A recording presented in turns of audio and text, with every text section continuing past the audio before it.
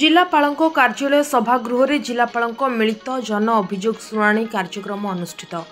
गजपति जिला पारलाखेमुंडी स्थित जिलापालଙ୍କ कार्यालय सम्मिलनी कक्ष आज सकाळ 11टा जाए ग्राम्य मुखी प्रशासन सह संयुक्त जन अभियोग शुणाणी कार्यक्रम अनुष्ठित होईछि। एही अभियोग शुणाणी रे गजपति जिलापाल विजय कुमार दास, आरक्षी अधीक्षक जतीन्द्र कुमार पंडा, जिला परिषद मुख्य निर्वाही अधिकारी शंकर केरकेटा, बनखंड अधिकारी पारलाखेमुंडी के नागराजू प्रमुख उपस्थित रही पारलाखेमुंडी पौर परिषद समेत केरांडी, कथलकैठा, राणीपेंठ और सीधामड़क पंचायतर समुदाय मोट 39 गोटी अभियोग पत्र ग्रहण करथिले।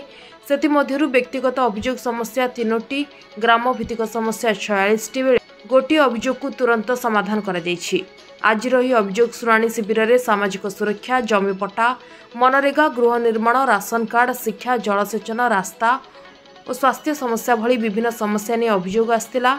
आज ग्राम्य मुखी प्रशासन सह संयुक्त जन अभियोग शुणाणी रे उपजिलापाल पारलाखेमुंडी अनूप पंडा, प्रकल्प प्रशासक समन्वित आदिवासी उन्नयन संस्था पारलाखेमुंडी अंशुमान महापात्र, जिला मुख्य चिकित्सा और जनस्वास्थ्य अधिकारी डाक्टर मोहम्मद मुबारक अली, गोसाणी गोष्ठी उन्नयन अधिकारी श्री गोरा चंद्र पट्टनायक, स्थानीय तहसीलदार नारायण बेहरा समेत समस्त जिला स्तरीय अधिकारीगण एही अभियोग शुणाणी रे उपस्थित रहिथिले।